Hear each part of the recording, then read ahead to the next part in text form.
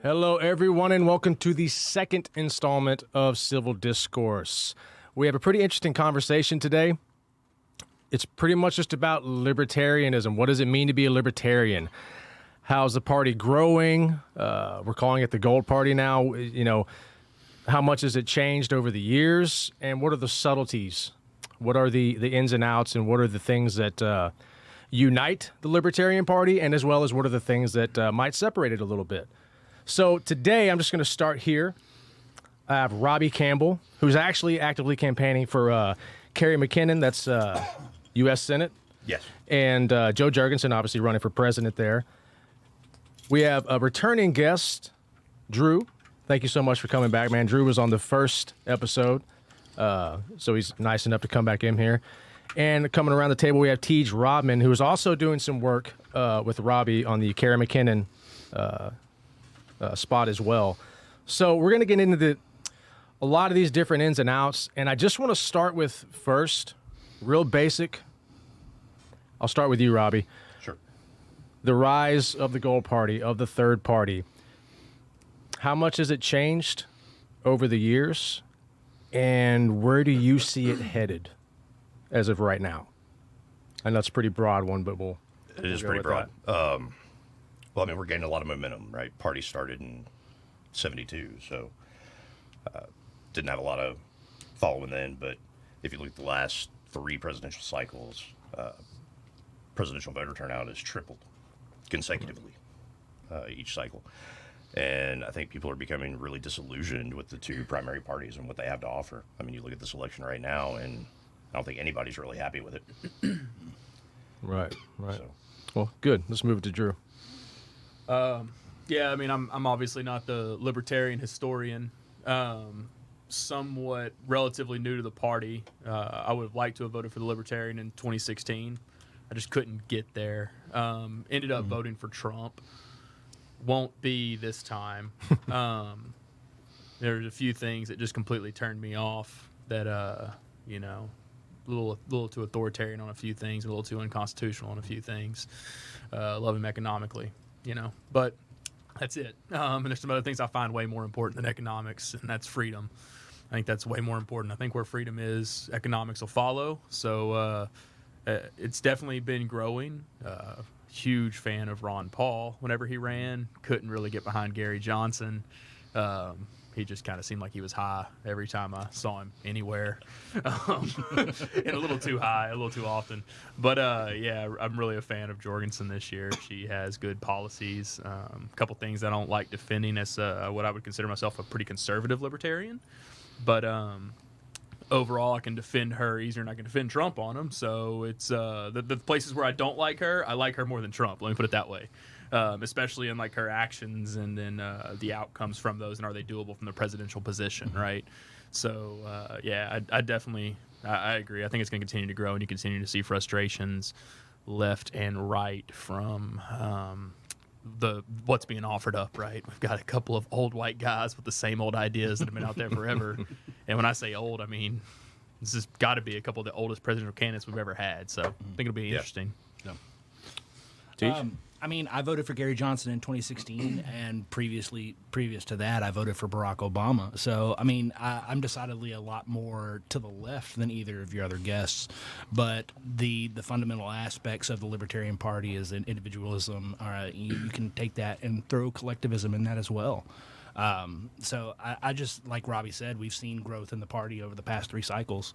And I think that this year is the year that we're going to actually see that breaking that coveted 5% threshold to get federal funding into the party, which is a little bit kind of hypocritical that the Libertarian Party is striving to get that federal funding.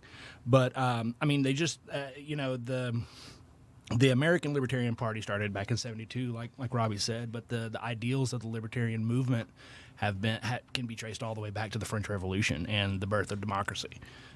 So I think a lot more people will discover that they have a lot more libertarian in them than they actually think that they do.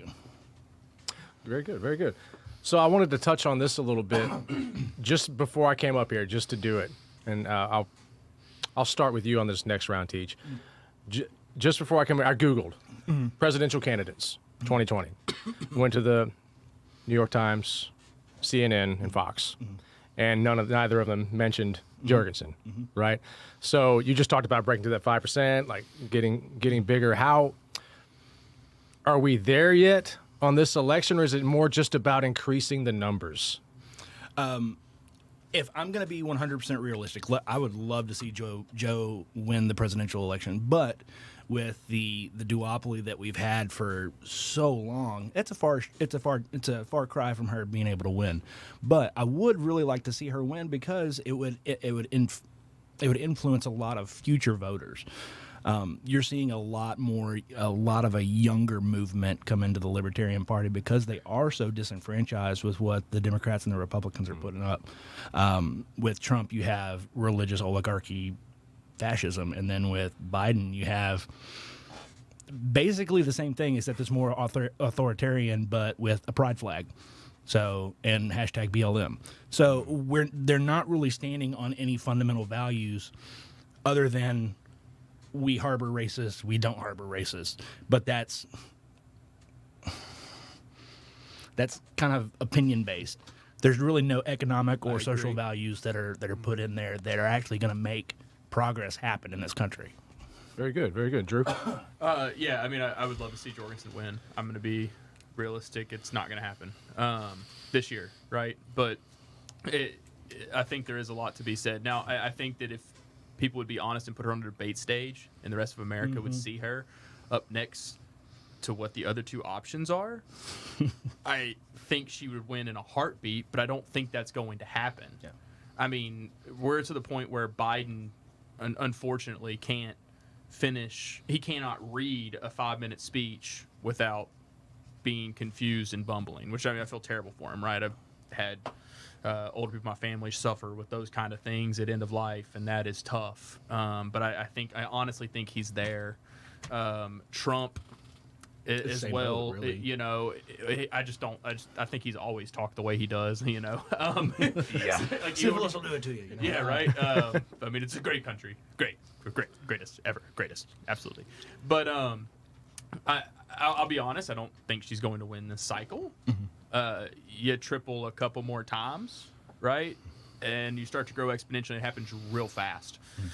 And I think once you put the Libertarian candidate on the debate stage between whoever the left puts up, and I think there's a handful of people in the Republican Party that still really are Libertarians. I mean, if you put up a Rand Paul running for president, I can vote for that all day long, personally. But yeah, he's a right-wing Libertarian, I get it. But he's still for way less federal government involvement in our day-to-day life. So I think that there's some folks that the Republican Party has to scamper to try to do it, but I think the left has gone too far for mainstream America to get voted for on that side. Very good. Even with Biden, who was probably their furthest right candidate of the bunch they had. Yeah, and building on that, addressing the CPD, right, for the presidential debates,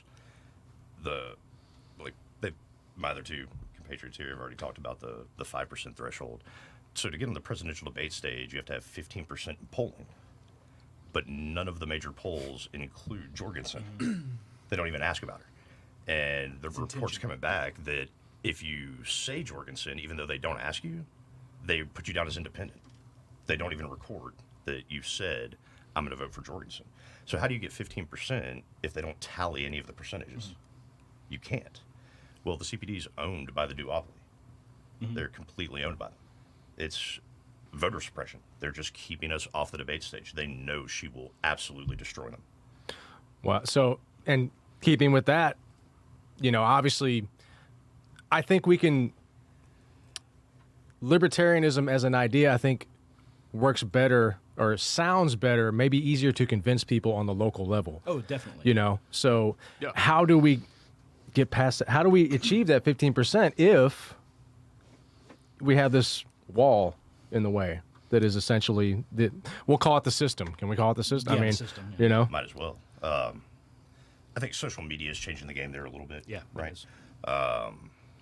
20 years ago, being on the debate stage was the only way you would be known. And now we're able to get out there and do grassroots movements. Technology's helping us get the name out there and kind of get around that. It's still not the same, though. I mean, the average voter age is still higher while younger voter turnout is increasing. The older voters are still, they're watching the debates. They're listening to what their parties tell them. And we need to be able to reach those people as well. But as far as the younger voters, I think social media is being a big help there. Yeah, Drew. No, I very much agree. I mean, I think there's obviously you run into the issues with social media and what they actually allow to be shared, and then what they actually promote to other people's feeds, which I see being a pretty big issue. It's funny. I'll find sometimes I'll share something that's libertarian in nature, and just from the post reaction, I can tell that it's, especially with my personal page, I can tell that it's not being seen. But as soon as I go share something about a major party, you get a lot more post reaction in general, whether it's just reactions, comments, etc., and it has nothing to do with the quality of the comments about it, right? So I think that there's still probably some kind of shadow bannings happening, especially with Facebook. And I think that for the majority of the voting age population, that's the primary means of social media. You don't, not a lot of 35 plus year olds walking around with Instagrams. They do generally have Facebooks, right? But by percentage, I don't think so. I mean, by percentage, Facebook is definitely higher. Yeah. You at least got to give me that. So I've been pushing her on MySpace, but yeah. I mean, my dad's got a Facebook. He's 72, and he loves getting on it. He doesn't even know what Instagram is. So it certainly with the older voting population, I think that we're seeing some shadow ban type issues that aren't even really known. Very good. And to build off of that, I think there is some systemic problems getting that message out there, but you also have basic willful ignorance on not understanding what the party is about. I'll post something with a libertarian bent, and people will come back, oh, well, they don't care about gay people. I'm like, really? They're the first party that was about marriage equality way before any of the other parties were about that. They are they were the first party that started screaming about demilitarization of the police. So I mean, when you take the Libertarian Party as a whole, it's a big tent, just like either other party. It's a big tent. You have communists, you have Marxists, you have socialists, you have constitutional conservatives, you have all these different ideologies under one tent. So, of course, they're going to be a little bit more forward-thinking than some of these other parties that are more reactionary than progressive thought. Right. And that's the way I look at it. It's just the willful ignorance about it, because we can always say that there are people that are young that don't realize how the country became unified after 9/11. But those of us that were there, we can say, well, we weren't really unified. We kind of hated Muslims for a little while. There are people that don't understand that, and it's because they were conditioned by the system to only see R's or D's. And I think in addition to the will for ignorance comment, which I think makes a lot of sense when we're discussing this, is you start to get into the discussion of how hard it is to accept change. So you have people who are really libertarian. They believe in the Libertarian Party platform wholeheartedly. Let's be honest. When Judy discussed what she thinks the Jefferson County Republican Party platform is in the last installment of this, she read what the National Libertarian platform is. Yep. Right. So don't get me wrong. That's when I was making my comment earlier about there's some Republicans out there that really do lean libertarian. Oh yeah. I can agree with right. that. But those people are willfully ignorant in that the Republican Party has left them. Yeah. Just like many, I'll call it classical liberals, are willfully ignorant that the Democratic Party has left them. Right. Well, and you can also throw progressives into that group there as well, because look at what the Democratic Party is doing to progressives. I consider myself progressive. I consider myself progressive, but I also consider myself libertarian. Yeah, absolutely. So it's a hard line to straddle, and that both mainstream parties are leaving their main base or people who would vote for them behind. And that's the key. So you have classical liberals, which are a huge piece of the Democratic base, and you have classical fiscal conservatives that believe in freedom, which are a huge part of the Republican base. And honestly, both of those groups especially have been completely disenfranchised by their parties. It's incredible because Second Amendment rights are one of my big ones, right? Me too. And I see, right? And so all these conservatives out there, well, if we don't vote for Trump, they're going to take our guns away. Are you kidding me right now? Trump is taking your guns away. Right now. He's enacting right now he's more doing it. anti-gun I legislation owned than any property Democrat that has Trump ever. made illegal overnight with the swipe of a pen. Yeah, and he supports the RPO. Yeah. Well, Yeah. Possibly the most unconstitutional red So, flag law. so just so people are clear on this, because y'all unanimously agreed on that, let's specifically talk about what Trump is doing to be anti-Second Amendment. He's against bump stocks. He's for mag capacity bans. He's for raising the minimum age. He's for increased background checks. Banning silencers. Banning silencers, body armor. ERPO, which are red flag laws. Yeah, which more concerning than the Second Amendment piece of that to me is the Fourth Amendment piece of that to me. Exactly. Like, Holy yes. crap. I yes. mean, we're just destroying the Constitution with some of the plans with some of this, and that's what concerns me, right? The Constitution is there to protect me from the government, period. Not anybody else, the government. And the old adage, the Constitution is there to protect you from the government, I'll still punch you in the jaw, right? Like that's a really good adage when we're talking about this, right? Because it's not there. Your freedom of speech is to protect you from government tyranny, right? There's a certain level of protection you get from those around you, but it's primarily to prevent the government from silencing you. And it's the same way with the Fourth Amendment and Second Amendment, right? Isn't it maddening how people will take those different rights that are guaranteed us? They're not given to us by the Constitution. They're guaranteed And to protected. us and protected by the Constitution, and say that, oh well, Facebook took down my post, they're violating my First Amendment rights. Yeah, no, agree. No, honey, I'm sorry. No, that's not what's happening. And I think we can all say that unfortunately we've lost all of our major weapons in an unfortunate boating accident because we cannot have. sit here and say I that don't remember which lake. I think it was either Sam Rayburn or Lake Erie. I don't remember. But we can sit here and say definitely that neither mainstream party has, if we want to call ourselves single issue voters as far as the 2A goes, then neither party specifically represents our values when it comes to that. Yeah, absolutely. Which I mean, yes, I plugged for Bernie during the primaries. Because I'm a socialist. I'm a libertarian socialist, which is kind of mind blowing to a lot of people. Shut up.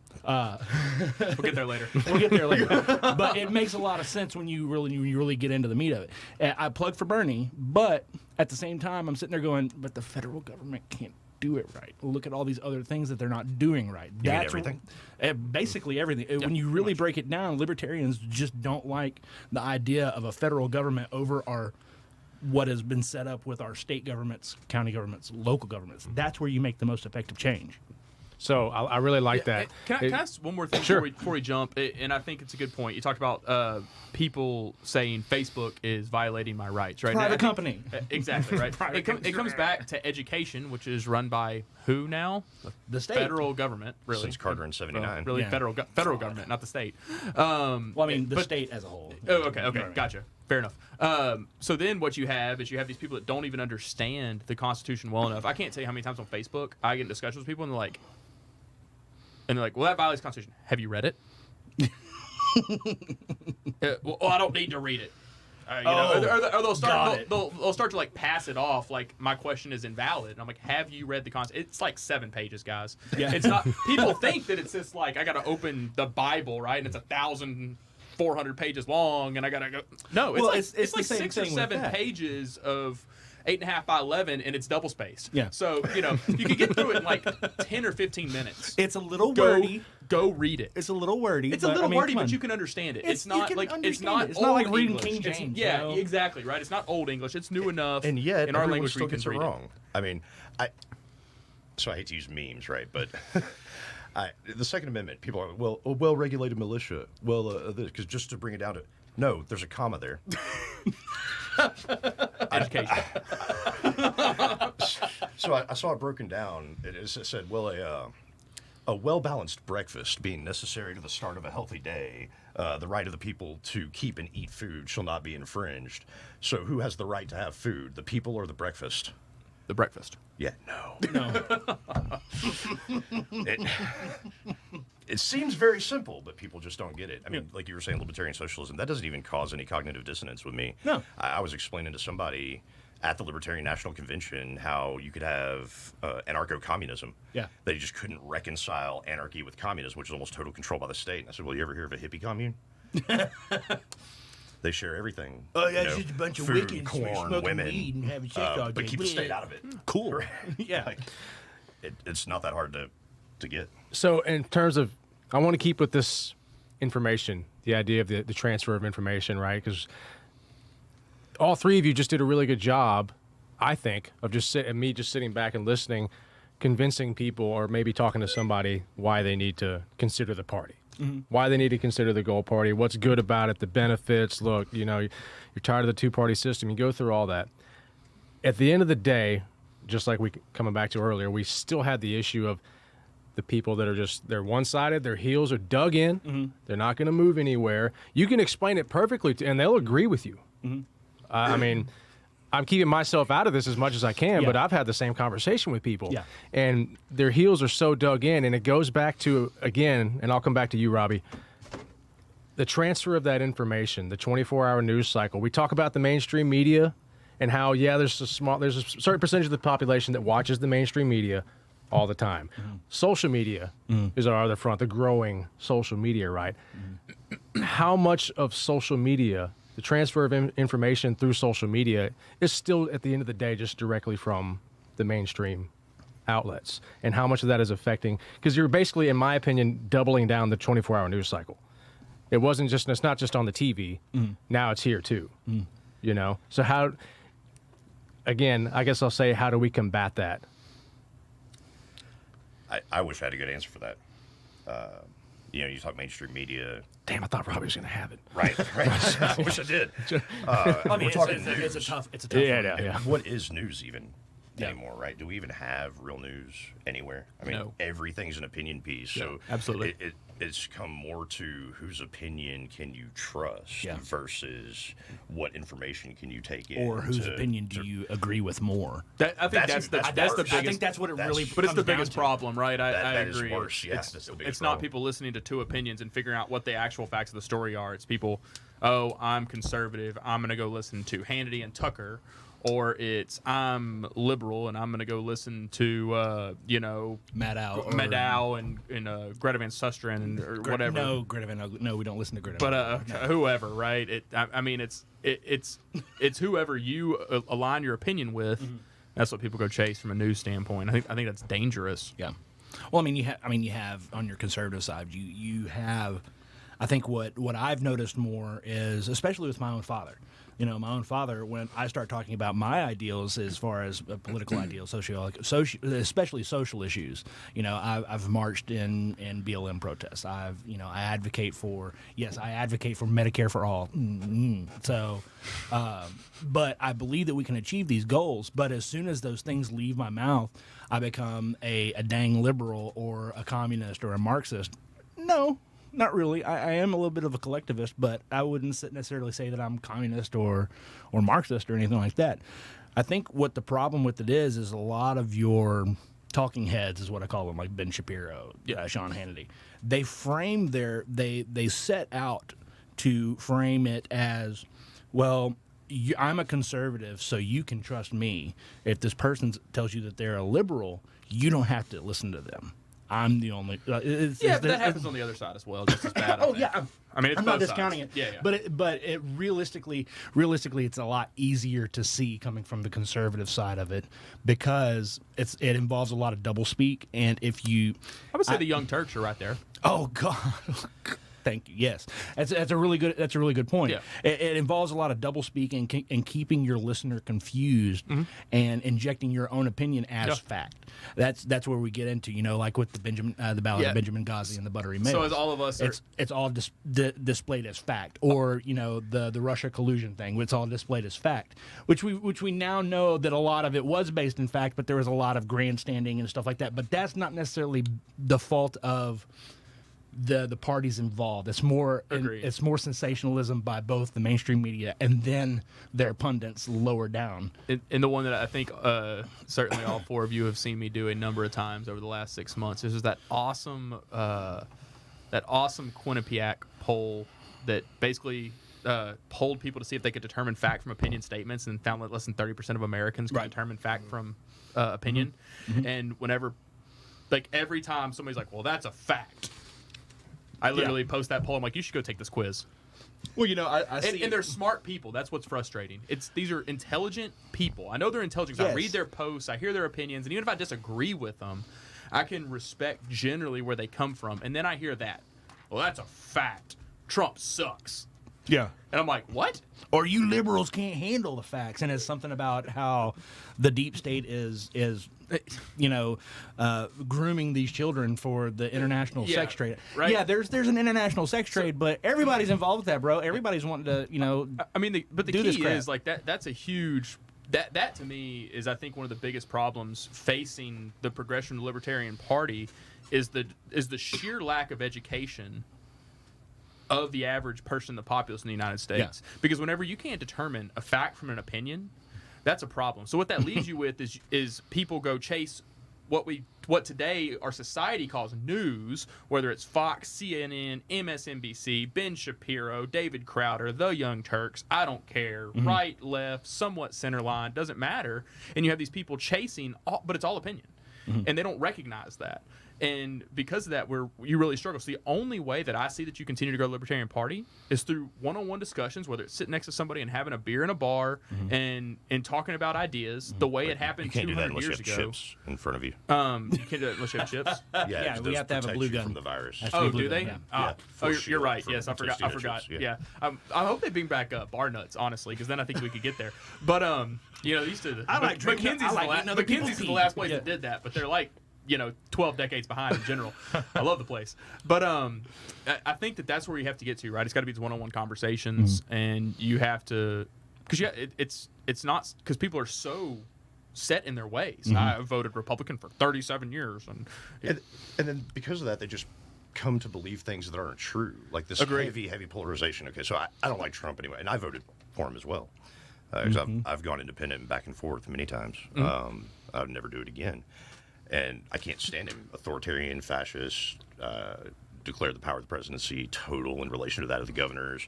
He's terrible. absolutely. He's also arguably the most peaceful president in living memory. He's definitely he hasn't started. he's any, unquestionably not the domestically, most peaceful. Not domestically. peaceful, No. But as far as endless foreign wars go, he hasn't started any new ones. Now And that's a pretty he's low actually bar trying to set. get us out, and Congress wouldn't let him pull troops out. So Yeah, that's a pretty low bar to set. Yeah. Yeah. He's so peaceful he hasn't started any new wars. Okay, but still, he's more peaceful in that way than Obama ever was. Yeah. absolutely. Like, let's just carpet bomb everybody.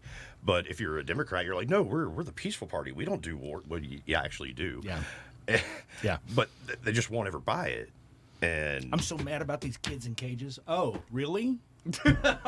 Really? I want to cuss so bad, Trevor, because it's just. I appreciate it, TJ. I appreciate it. I think children in cages arguably should make everyone want to cuss out loud. Exactly. That's a huge problem. Exactly. And no one should stand for it at all. Yet both major parties are complicit in that happening. Well, I mean, and to kind of build off of that, yeah, we have the Democratic Party started putting kids in cages, 8 years ago, whatever. It was seen as a measure to to kind of plug the hole of this immigration, quote unquote, immigration problem that we have. To quote Kerry McKinnon, we should be ecstatic that these people want to come here to seek the American dream. Because realistically, the Hispanic people that come here, they're going to do the jobs that we don't want to do.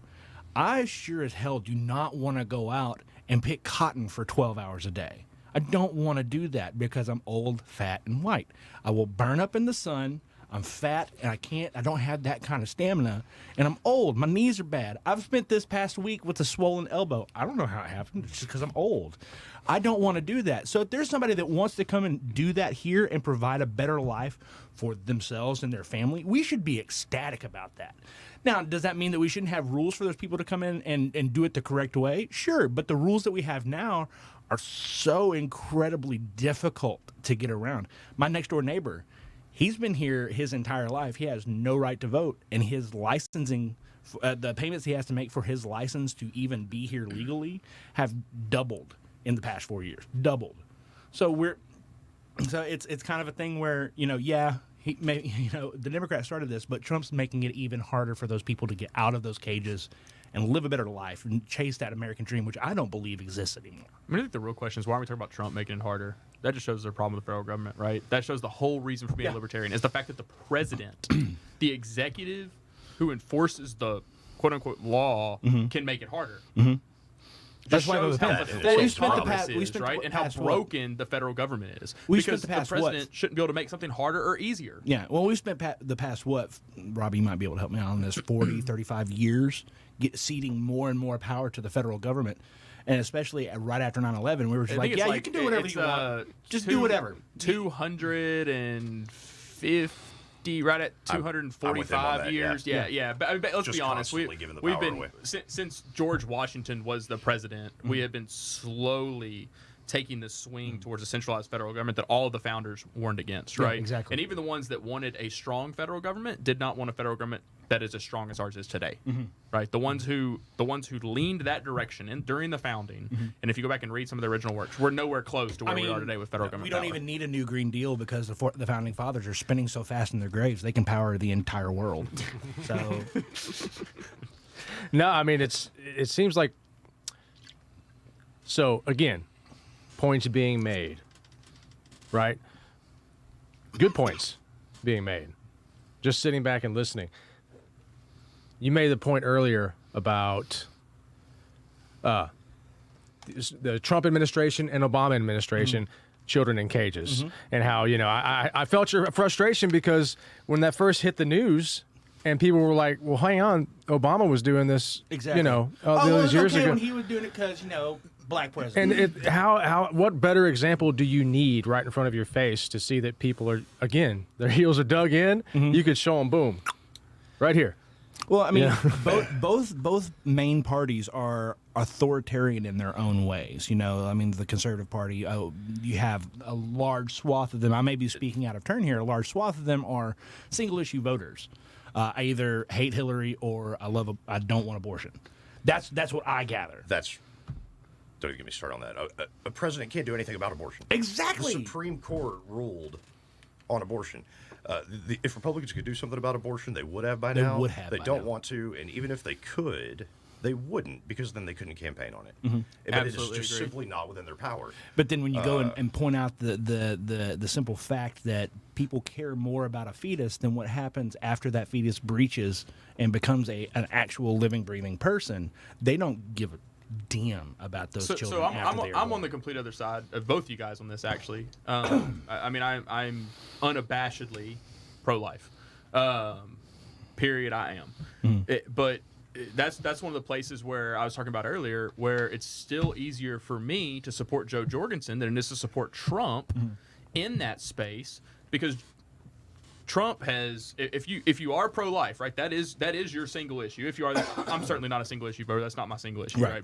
But if you are, Trump has continued and increased funding to Planned Parenthood since he's been elected, right? Federal funding, which I don't care about the fact that it's funding to Planned Parenthood. I care about the fact that it's federal funding to anything, right? So he's done that, right? And he's done absolutely nothing to slow or stop the growth of abortions, right? So he says he's pro-life in his words, but in his actions, he's not. Well, In his actions, he's completely agnostic on the subject. So if I'm going to discuss with somebody who is single-issue voter, pro-life, right?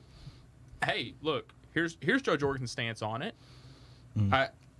She's personally pro-choice, but she's going to at least stop federal funding, which is one thing more than Trump did, Well, and one she'll do thing more than that. She'll remove government regulations preventing families from adopting. Yeah. Removing a barricade. to have Absolutely, abortion right. So permitted, there's to all using these things that we're abortion going to as do birth to control. not only stop the funding that you so dislike. That's actually going to happen because she can do that. She can veto every single budget bill that comes through. That is within her power to do. Absolutely. And she said, "I will do this." Right. So I will veto every budget bill with funding to Planned Parenthood. So if she does that, and you're a single issue voter, that should move the needle for you to jump to the Libertarian Party. Right. If that's your single issue. Right. Period. That alone. Well- And she's going to do all the things you were talking about, right? Because abortion should be way easier than it is. I have friends who have adopted. Adoption. And I'm sorry, adoption. But I've had friends who adopted, and it's such a process. For heaven's sakes, it takes a year and a half, 2 years to adopt, and they finally... after that, you don't even know if you're going to be able to get the kid. Yeah, You're going to exactly. spend all this money, all this time, and you don't even know, oh, well, you smoke cigarettes, so we don't know if you're going to get this kid or not. Yeah, so I mean, there's that's an easy one. You're a single issue voter on that as a conservative, you ought to be voting Libertarian. Well, and I think you jumped to a little bit of a generalization. I personally am pro-life myself, but I also believe that if we're this is where I'm gonna be the dirty liberal of the group. I think that if we're going to be taxed for something, Planned Parenthood, I've gone to Planned Parenthood before to actually get cancer screenings and, fertility treatments and stuff like that. Mm-hmm. It's not just for abortions. It's to, and if we defund Planned Parenthood, it's not, going to primarily affect the marginalized sects of our society, the lower income, the Hispanic, the African American. It's going to largely affect. The question, of course, being, would you donate money to Planned Parenthood if the government didn't make you? Hells yeah. Yeah, I would. Then charity will substitute. Exactly. That's my thing. It's not the federal government's job to make Planned Parenthood a thing. It's not their job to make anything a thing. Yes, but we're speaking about protect oh my God, rights. we're speaking about Planned Parenthood at this point in time. I think that libertarians are more about the power of the state and the local government. I think if the local government were to get involved in that, the way I see it, the federal government is a one size fits all. If you and I try to wear a one size fits all, it's going to fit you better than it's going to fit me. I'm going to look like I'm in a sausage casing, and it's going to fit you a little bit better. That's the way I look at the federal government. A local, county, and state government is better able to manage certain things. That's why I advocate for Medicare for all. But I advocate for that on a county and state level. It's going to be better handled there because the problems that people in Jefferson County, Texas, versus people in Modesto, California, have are going to be wildly different. Same thing as minimum wage. You can't have a federal minimum wage. That's stupid. Because $15 here, bro, give me it. But people in California, they're going to be like, I'm going to be homeless in a week. And then you run into other problems, too. Like, I've talked to people in California who, since the coronavirus, right, you have these small mom-and-pop restaurants. And they're forced to pay, $13, $15 an hour in California now, right? Mm-hmm. So they're forced to pay that. Well, just look at the struggle we have with these small businesses staying open here right now. There, it's even much, much harder. Mm-hmm. So they're having to send their entire staff home and keep just one or two people on because they are required to pay them. And I've talked to people in California who are begging, pay me $4 an hour. Mm-hmm. Then I would be making $4 an hour more than I'm making right now. Exactly. But they can't hire. They could have 6 of us on shift, but instead they can only have 2 because they're not allowed to pay us what I would be willing to work for. Mm-hmm. And people don't think about that offside of that. Now that's a specific extreme instance, but it still applies. Yeah, but it's not a specific extreme instance though, right? It happens every day. It's the decisions that businesses have to make, and it's one of the things that we actually brought up. Me and Tees just did a little one-on-one conversation. I'm a big fan of eliminating the minimum wage altogether. Yeah, because I believe that actually in general wages would go up. Yeah, I think they would. I believe that on average, wages would go up. I think you might have some 16, 17, and 18-year-olds that might find themselves making a little bit less than your $7.25 an hour.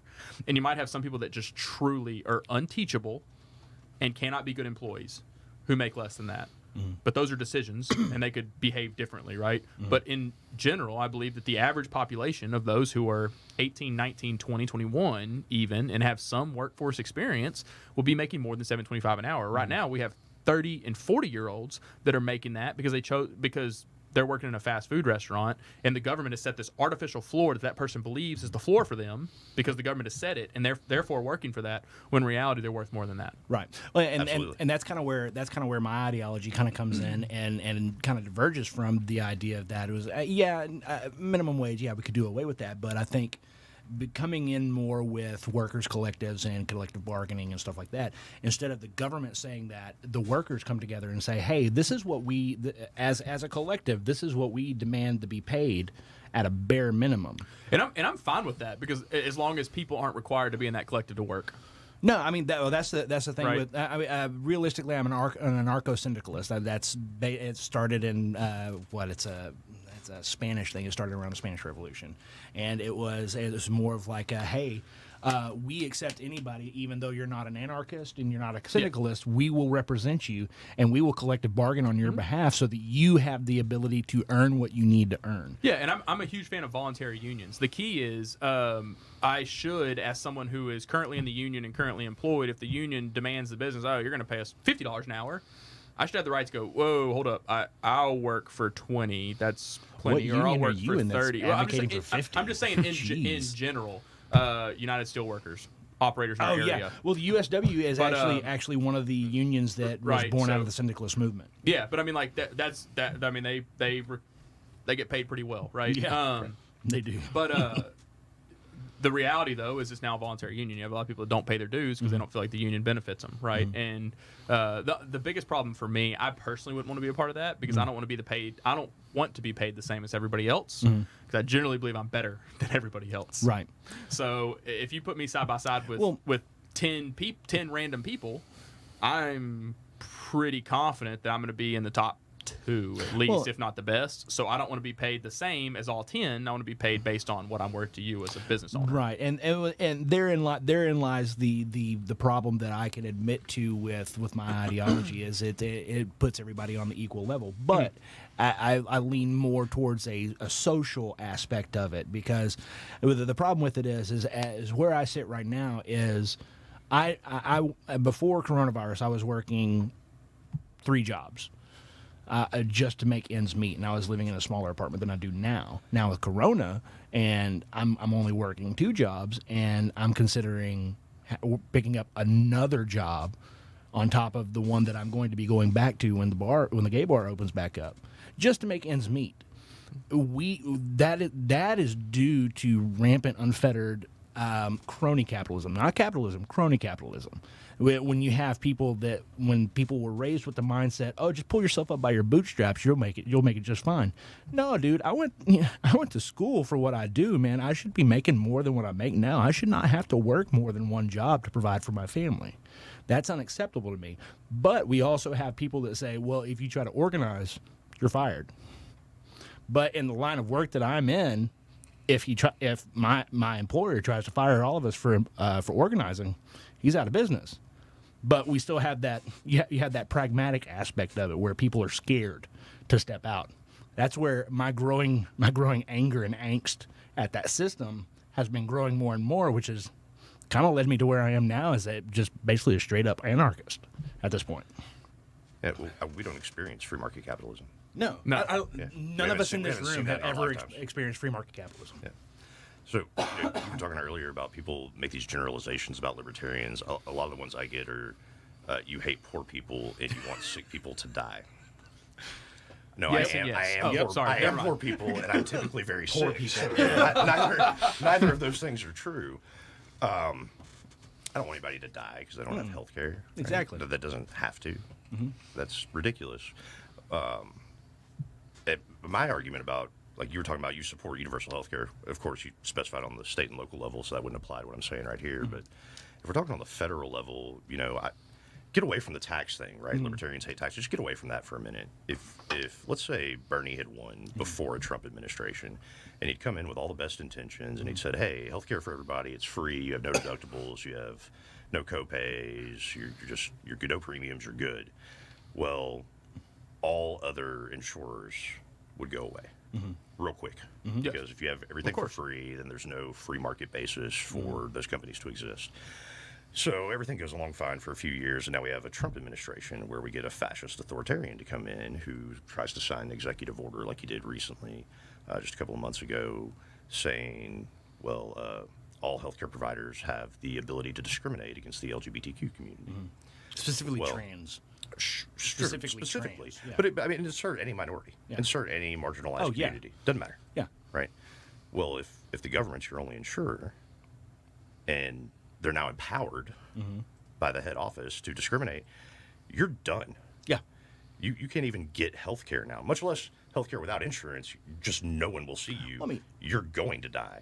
Because any power you give to the federal government, eventually it will be abused. It doesn't matter whatever the intentions were when it started. Later down the road, like we were talking about children in cages. People argue, well, they were doing that to prevent child trafficking or this, and that's why Obama had all these good intentions. Okay, well, maybe he did.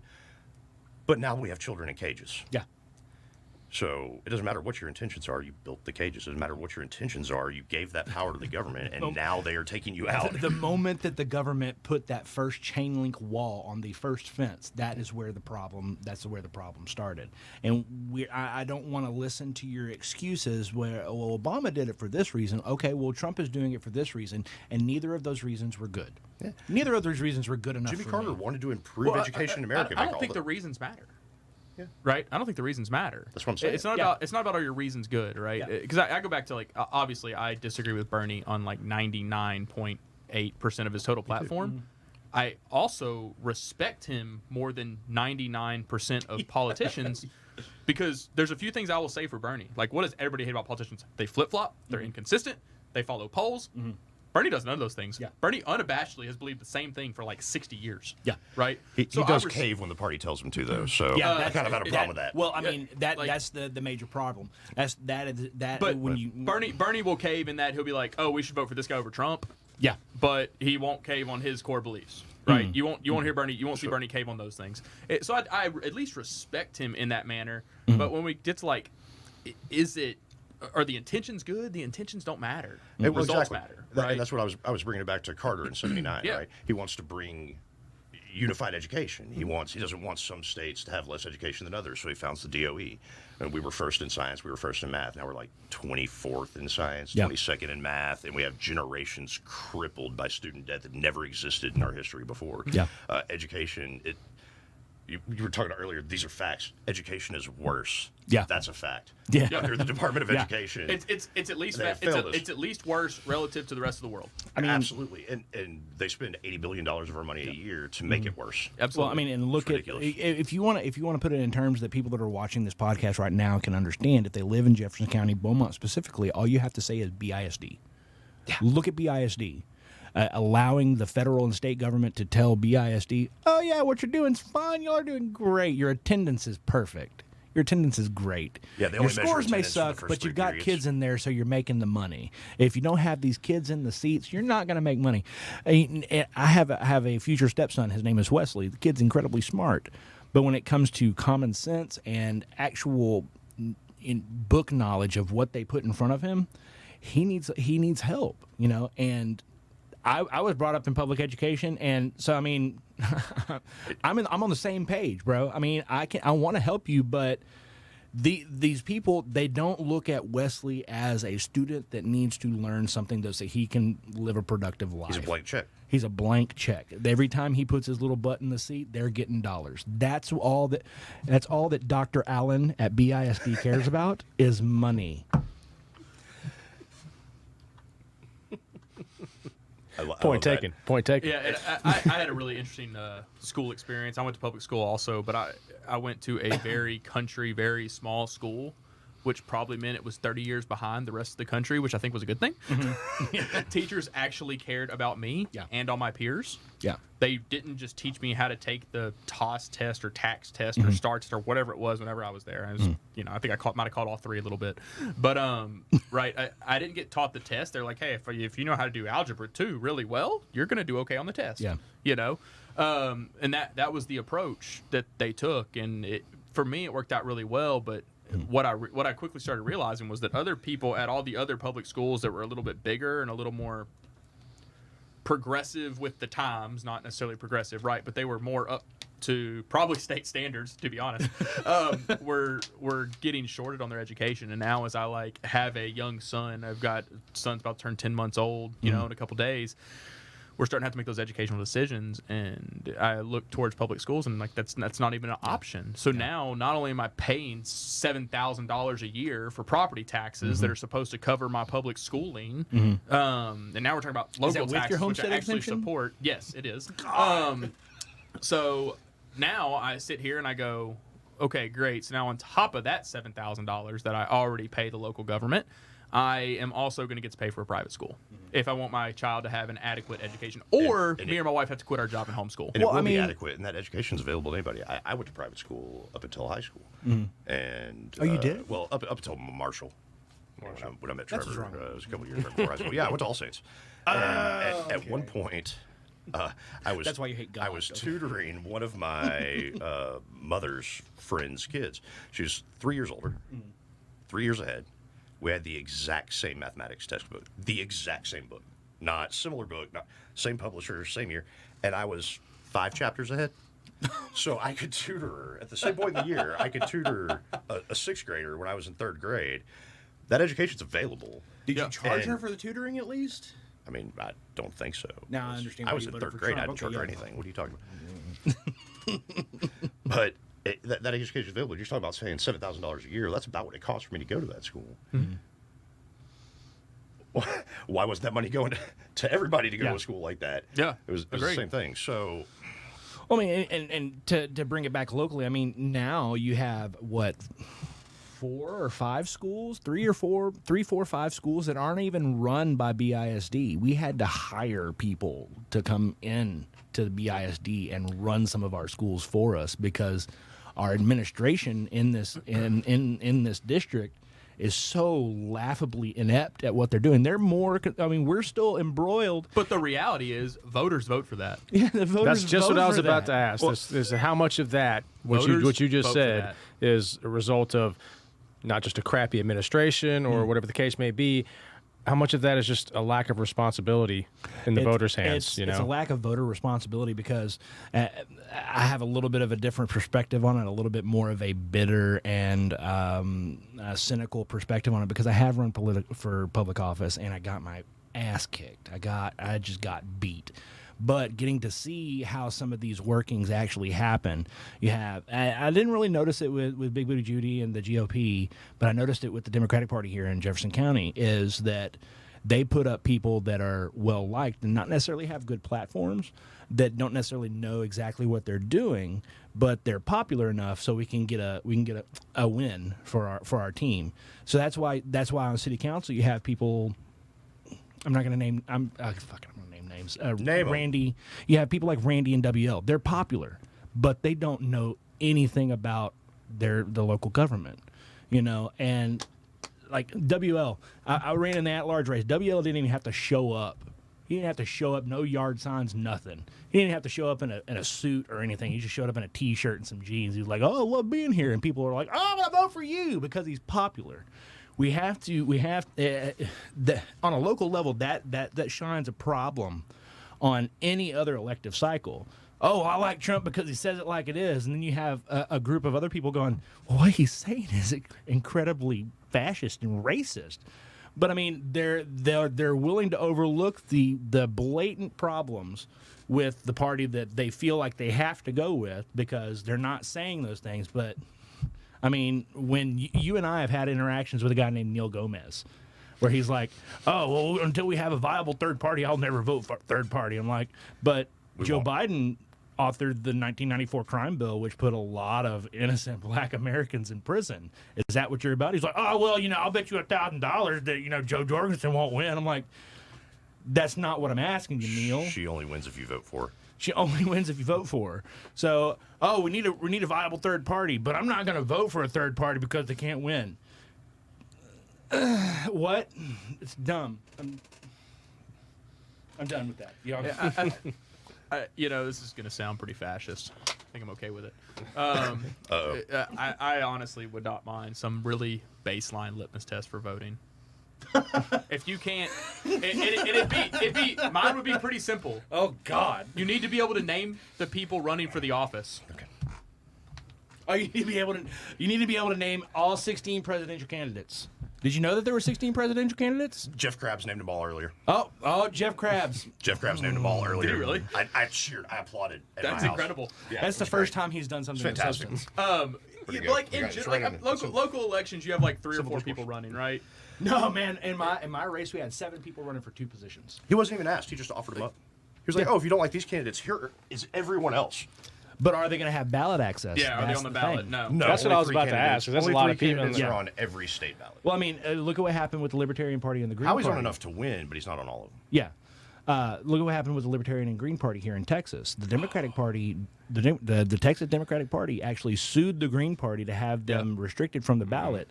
The Green Party lost. The GOP sued the Libertarian Party to have them removed from the ballot. And what was it, Wendy Bilyeu? Yeah. She went in there and she was like, no, we're not going to do this. And shut up. We still only won because they didn't file 1 day sooner. Yeah. If Yeah. they'd filed their suit 1 day sooner, we would have had 44 Libertarian candidates kicked off the ballot. So when you put that up against the idea that we're advocating for mail-in ballots, I think that mail-in ballots are a great thing. Sure, there could be some fraud. We can look at In the absentee form or in the mail ballots out to everybody. No, absentee form. You have to. Yeah, Okay, I think you have to have the That's wherewithal to different. actually Mail-in ballots ask don't for mean it. that. Mail-in ballots don't mean that. Then, so we need to be clear. Well, Let's I be mean- clear on the terminology, right? Because when you say mail-in ballots, what we talk about in the media right now is the government mails a ballot to everybody on voter rolls. That is what that terminology is being used as today. So I think that's important to clarify. I support absentee ballots. If you request a ballot via mail, you mail it back in. I'm perfectly fine with that. I have no issue. I completely oppose mail-in ballots 100%. Now, on the other hand, there are several. How many states are there? Like 5 or 6 states that do all mail-in ballots. It's And 4 or 5. 4 or 5, whatever. Utah, Hawaii. I don't know. Let's not But get still. bogged into the details Yeah. of that. How much evidence of fraud do we have from those states of it actually happening? How much research has been done on it? It I has never don't been know. studied. But we I'm do know asking that, that we do question, know just that kinda the pulling it out Carter there. Commission said that this is rot. And anybody who just looks at the process, right? I still get mail from Charles S. Nacall, who used to live in my house. I still get mail from the Coker family, who used to live in my house. What house do you Right. live in? Yeah. Good Lord. So, We're going to Drew's after this. Yeah, I know. but the problem is, I found some right? hidden cocaine or something. Jeez. The problem is, I could literally get Charles S. Nacall's signature because it's on the front of his friggin' building. Yeah, I know what that's it looks true. like. Yeah. So if they mail me a ballot for him, because I get state mail from him all the time. He hasn't lived there in years. He Yeah. was the previous owner before the other ones. Yeah. That is rot. Yeah. With the opportunity for people to be dishonest. You know So how we can- I completely agree. Like, if you want a ballot, request it. It's not hard to do. Yeah. You can do it up to 14 days before the election and take care of your business. I 100% support absentee ballots, and I'm okay with anybody being able to get one for any reason. Well, I mean, Yeah, it's but going I'm to be not hard to do now that the UPS is totally socialist, communist, Marxist. And we're trying to get rid of the UPS. It's not making money anyway. I actually agree with getting rid of the USPS. Oh, my God. It's one of Who the do you only think does the enumerated work for powers. Amazon? Establish a postal service. It's one of the only things they're supposed to do. And it's literally, losing money. it's literally What do you, part what of do the you call Constitution. $6 trillion in foreign wars that make profit only for corporations? What do you call the politicians? NSA? I mean, What do you call the FCC? What do you call the FEC? What do you call the FDA? Those are we can get rid of those and take By the that way, money and make taxation is the yeah. We can take that money Federal and make taxation is theft. we can take that money and we can put it into the USPS and it would be better. We could take over the freaking world with the USPS if we did away with some of the other government entities that don't serve any realistic purpose other than to subjugate us and make us fear government coming and taking us away. Yeah, We could do away with those and put it into the USPS. Awesome. Okay, Off we okay, go. okay. So just to bring this, because I'm we're gonna about to fight get off into I'm a. going to fight with Drew about taxation real quick. That's a fun Taxation conversation. is Let's have this. theft. So state and local taxation isn't theft? Not necessarily. They tax your Not property, necessarily. right? Yes. What happens if you don't pay for it? It's stolen from me. We've had this discussion. Yeah, You actually support that is property. theft. You actually support They property send tax, people with though. guns to take it away from you. You're a Georgist. That's called You actually robbery. support- Georgism, Yeah, yeah. he actually supports property taxes exclusively. He's actually a narco-communist. So I'm trying to figure out where he's coming at me on this one because I know too much about what he actually believes. you have to vote on it locally. You have to vote on it locally. Yeah, agree, right? If- So yeah. I believe in taxation with representation. I Yeah, disagree absolutely. with federal taxation, and maybe if there's some level of, if somebody told me that if it was 1%, I think I could probably wrap my mind around it. Still don't necessarily like it, but if that's literally what the income tax had stayed, 1%, I don't think it impacts anybody enough to matter. But, obviously now I start to look at my tax burden. Well, not right now. I'm unemployed for the first time in forever. It's awesome. Wow. So I'm actually super enjoying it, playing lots of golf.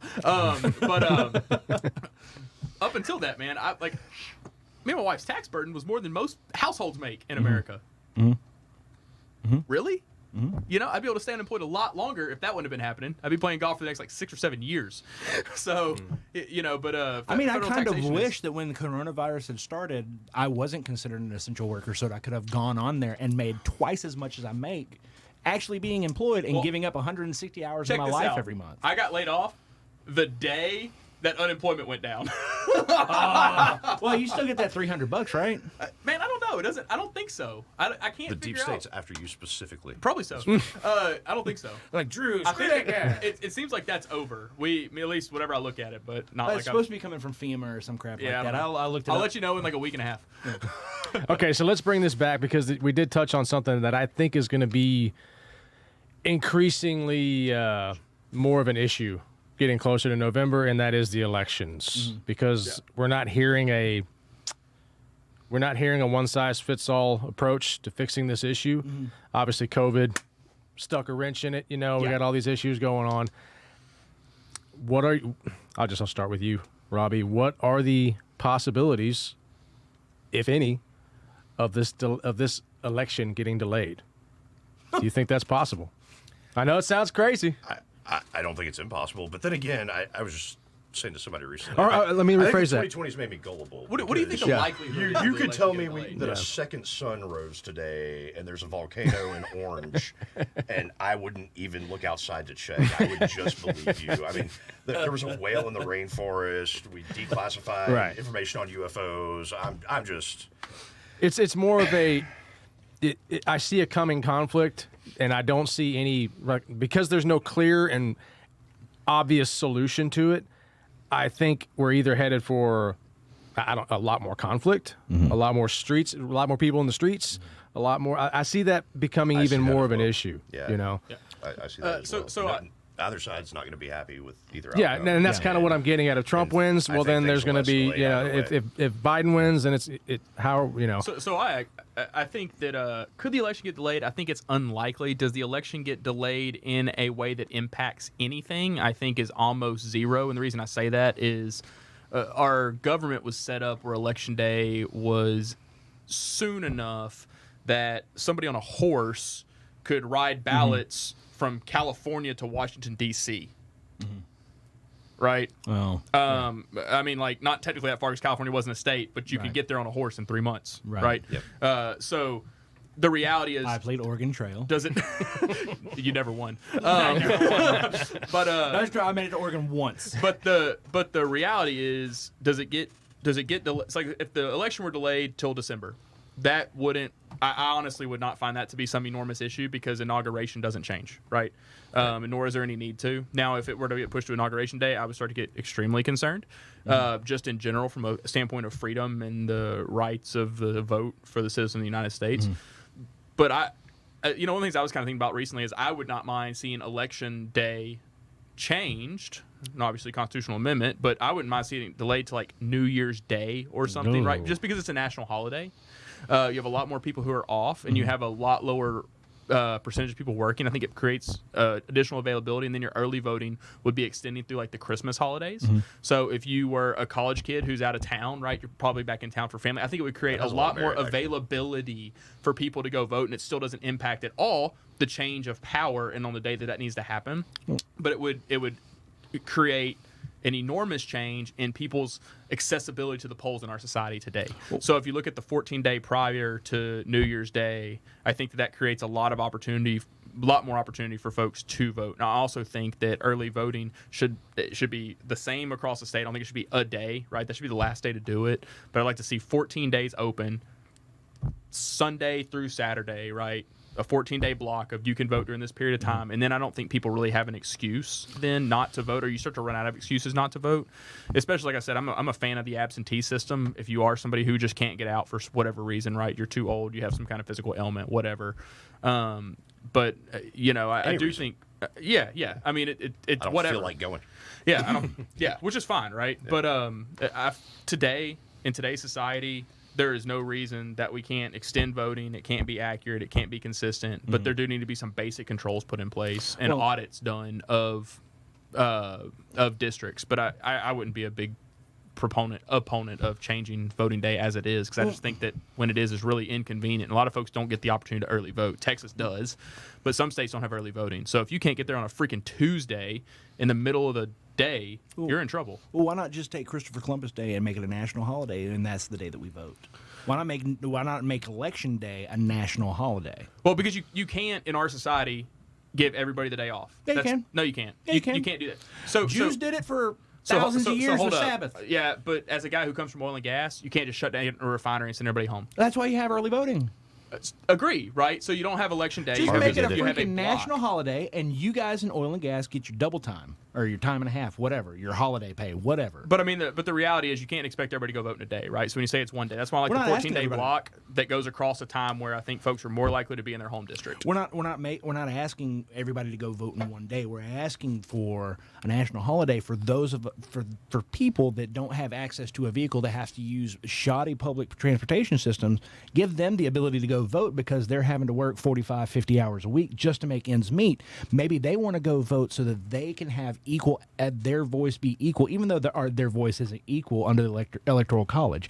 I'm not going to get into this discussion about the electoral college. That's not where I'm going. What I just proposed gives you 2 national holidays without creating an additional one, so it's no more additional burden on employers that's already across 2 national holidays to get into that 14-day period. But what you're failing to realize is that we have it in November, so that we have that month to get those votes and tally those votes, and then it heads to the electors who actually make their decision in December, and then those votes are ratified by the time the actual inauguration day is. With our technology, the election is a 3-month process at this point. You still have plenty of time to do that, though, in the 3 weeks in our society where you could have air travel and you have email. Well, yeah, but you also also have plenty of time to get that done. You also have Christmas and Hanukkah, which is going to bog down the mail system and put a lot of final people day is until the 1st of January.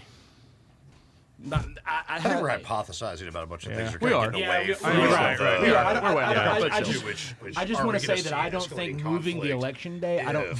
If you want to move the election day, I think that's a bad idea. I think we have it set for a certain reason, and we can make certain accommodations for the issues that are going on now. But when you have a broad majority of our people going, not bad, the flu, then you're not going to be able to come to a reasonable compromise. You're really not in today's society. If we try to institute something that radical, people are going to be pissed. Well, I think this just illustrates how this exact subject gets so complicated, right?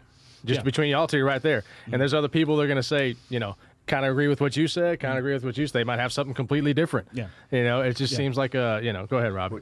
Getting back to your original point, I think if we look back at Gore, right? Bush Gore, when we saw a delay, right? Florida. We saw a recount. The general attitude about it was very poor. Yeah. Across the nation. Didn't matter which side you were on. A week into that, nobody was happy about it. Yeah. And things were not nearly as turbulent or chaotic or conflicted as they are now. I think if we see something like that now, we're going to see Open violence. Open violence. Yeah. I mean, the country, country is primed for exactly that kind of thing, where it wasn't back then. Right. And how much of that being primed is due to actual policies that are being put forth by what would everybody here would say, an overreaching government? Yeah. Well, and how much of that is due to, I'm going to bring it back to my big beef, which is the 24-hour news cycle, pumping it in your head every day. I think it's both. When you have a 24-hour news cycle telling you that everyone hates you, and then you also have a government committing war crimes against its own populace, that is kind of the perfect recipe for violence. Yeah, absolutely. Yeah, and you have the amount of disinformation as well about different groups, right? I think, and it extends to the right and to the left. You hear these things about 3%ers and Boog Boys, that they're this like horrible racist organization, and that's not really true. And you hear these things about BLM because that they're horribly communist, violent communists, and everything else, which is just kind of a little. They're both disingenuous, right? You have a number of different situations where you have 3%ers that are marching next to BLM protesters to protect them from police overreach because they recognize the freedom that comes with carrying a rifle down the street whenever someone else has a handgun. It's a lot of freedom. So you're going to throw tear gas at that guy?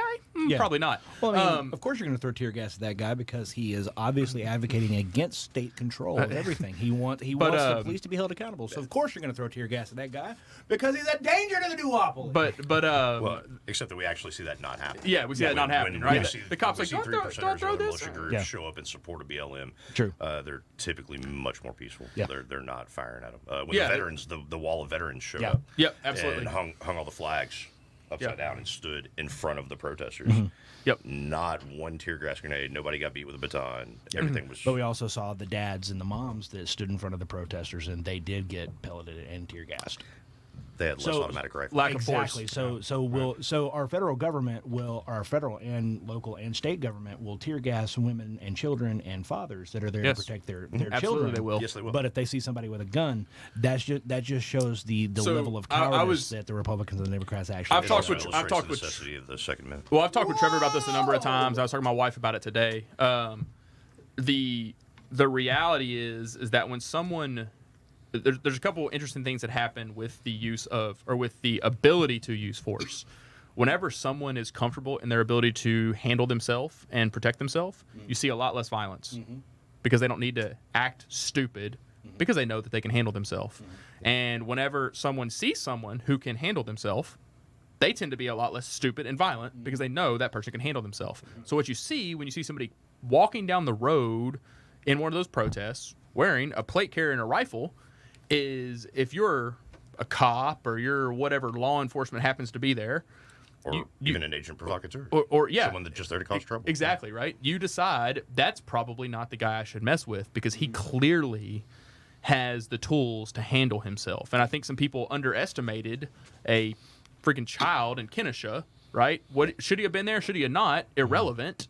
The key is, I believe he had the right to be there with the rifle because America. Was it a good decision? Yeah, we can have that discussion. I probably wouldn't have chosen to do that, but he has the right to.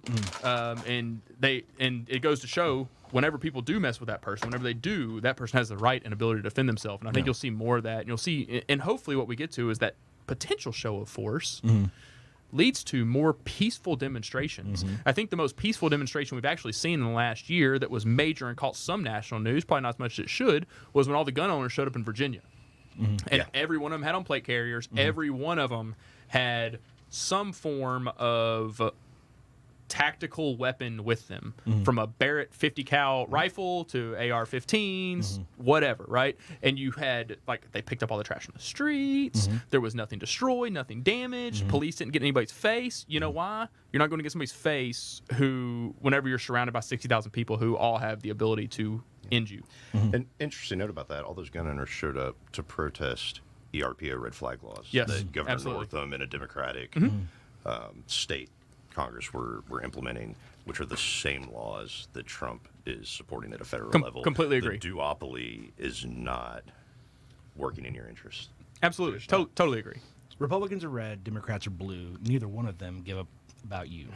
So, I mean, I've worked, I work for an I chair an organization that is a progressive organization in Southeast Texas, spun out of Bernie Sanders' campaign from 2016. It's called Our Revolution. We advocate for progressive ideals. I've gotten a lot of flack, not only from, and within the organization, it's more of a joking, haha, you're a libertarian, blah, blah, blah. What are you doing in a progressive organization? But then you have people in the Jefferson County Democratic Party going, what are you doing in there? You're not progressive. I'm like, really? Show me where I'm not progressive. I like the idea of Medicare for all, but on a state instead of federal level. I support equality rights in a social aspect. I support BLM. I support LGBTQIA rights. You know, how can you sit there and say, oh, well, you're not progressive because you're a libertarian? That's, bro, come on. Robbie, you and I spent enough time together. Would you sit there and say, oh, you're not progressive? You're far more progressive than I am. Exactly. What's the measuring stick, though? Right? Exactly. Yeah. What is the measuring stick? Apparently, it's that you're not Democrat. It's because I'm not a Democrat. And that overall becomes the problem, is because we have separated ourselves into red versus blue, which that's a great machinima that I love to watch based off of Halo, but it's not how we live in a society. It's not how we live in a society. We cannot continue to do this. And Trevor, I think when we first talked about sitting down and doing this podcast, I had made a comment about civil discourse overall being racist. I didn't mean it in that sense that the group itself was not racist. It comes back to my point earlier where we were talking about how we have set ourselves divided along this one line. And you can the group itself is not racist. It's that you have people on either side that will come and say a general thing. Recently, and I'm not going to name names, but we all know who they are. They'll come in there and say, well, why do Democrats want to arrest people that are worshiping God, and share an article, and then that article has absolutely nothing to do with people getting arrested because they were out worshiping God. That people are willing to take absolutely wholesome content and put a political twist on it just to say my side is right, your side is wrong.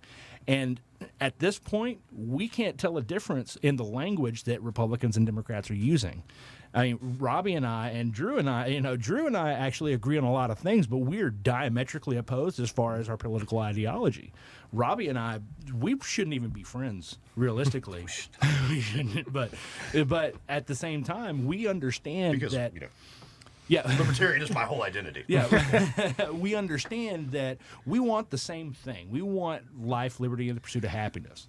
But when we have ceded so much of our individual power to the federal government, because we want somebody to take care of us, we don't actually want to stand up and fight for our own rights. We're not willing to put our own lives on the line to accomplish the things that we want. We want somebody else to do that. I think what's different about the three of us is that I'm willing to take a bullet for my gay friend or my black friend. I'm willing to stand up and take a bullet. I'm with my Molotov cocktail. I will make societal change. That's what sets libertarians apart from Republicans and Democrats. We're not scared. We're not scared. Not at all. We're not. Part of the LP National, I don't want to say motto, but libertarians support the rights of the smallest minority, the Absolutely. individual. The individual is the smallest minority. You, as a person, are. And and I say this a lot. I say it a lot in the Civil Discourse post. Like, I'm a libertarian because your rights are as important to me as mine are. Exactly. Period. Yep. Exactly. Like, I'm going to take a bullet for your friend too. I don't even know that guy. Yeah. Well, and recently. Well, and let me just something I think I see a lot in the group discussions is a lot of people don't understand that I can disagree with the language you're using or with the group and still support the idea. And I think like BLM is the ultimate antithesis of that idea, right? I do not support BLM, the organization, because there are some things in that organization vocally that I just am diametrically opposed to. They don't believe, like if you read their webpage, right? I don't agree with their charter. Do I believe Black Lives Matter? Well, of course. That could be illustrated in a post a absolutely. few weeks ago where I was being kind of obstinate, right? But every time somebody said something, I just said, "Oh, well, you agree Black Lives Matter then?" Well, the organization, but you agree Black Lives Matter, right? And I just every line, because I'm not asking you about the organization or politics or this. I'm asking you if Black Lives Matter to you. Is this case of double? Right. We get into the case of doublespeak. Right. Well, so and BLM, the organization, is doublespeak. And that's why that is not I about took Black that lives approach in actually that instance. mattering. And I don't want to get too far off into that because I was being very clear. Yeah. I'm talking about Black lives and do they matter? Yeah. Yes, agree. And I was think- extremely and there's a clear huge about difference. it over and over and over again, and people felt attacked. Yeah. Yeah. It's amazing how people will. I didn't complicate it any. I didn't add anything else in. I continued to be very clear. No, I am only talking about the lives of Black people and whether or not they matter to you. Do they? Yeah. Well, That's and because it. of And that, people fought so. And I'm not trying to be uncivil. Right. It's a very simple question, and it requires no. No, I knew exactly Yeah, what you were yeah, doing when you posted yeah, it. And that's kind of why I do. A lot of times I've gotten messages from people on left and right. Why do you allow this to be on there? Why do you allow this person to say this? And that's why I try and limit it to just personal attacks, because I'm kind of I'm a very big believer of let bad ideas be exposed. Yeah. Right? Like let them be out. I want people to call out what they see, I have to kind of be picky and choosy with what goes on there. But at the end of the day, if you see something that you adamantly disagree with, then it's for you to go on there. Okay, well, explain this. Why is this so? When the person you're talking about, who I had to have a conversation with, posts something that has no merit, it's like it's for everybody else to say, what you posted was nothing. Well, yeah, it's. And I think what's a lot better about Civil Discourse as a group, as opposed to Jeffco Politics and More and Southeast Texas Discussion, which are the two of the other large groups in Jefferson County for that intent. My girlfriend Rebecca was in Southeast Texas Discussions, which she had no business being there. Realistically, I mean, I love you, but you had no reason to be there, because she went out and just intentionally posted a picture of Melania Trump scantily clad, and oh, look how classy the first lady is. I remember how much of a better standard she's setting than Michelle Obama, and it was immediately Michelle Obama has a penis. You support trans rights. You're gonna cut your son's penis off, and I was like, bro, and it was a woman that was saying, if you could call her that. It was a woman saying this, and I was like, look, you keep talking like that, I will find you and I will break your jaw, because you do not talk about someone's children like that. And I got ejected from the group when this woman was sitting there being openly bigoted towards a person because of their opinion. You don't allow that kind of thing to happen. You would take both of those people and you would separate them and you would say, you're both being idiots, shut up. Rebecca and I were removed from that that group. with my 8-year-olds. So at that point, it becomes less of. I don't have 8-year-olds. So the person who runs Southeast Texas Discussions, who is a nice guy, even though he's a little bit of a crybaby, he took that "I will break your jaw," and he says, "Oh, you like to beat women, so I'm going to remove you from my group." And I was like, "No, I want to." And Drew and I actually, I don't like to, but I will if I have to. and Drew and I actually had a live face-to-face about this. I was like, "No, I want to punch a bigot in the face." Because there is no room for that in the America that I envision. We are all Americans. You do not get to talk to someone like that. And it was vile. It was absolutely vile. It was like, you're a Satan worshiper. It turned into a direct character attack. Right. So it was a character attack in response. I said, "Oh, well, you've got more of a manly jaw than I do. Let me break it," that kind of thing. And so I'm the bad guy. I don't think you were the good guy. I wasn't the good guy. You were I not wasn't the good guy in that one. But I mean, Yeah. I this didn't is see this one, unfortunately. when the way that I was looking at it is it's an 8-year-old that's under my care.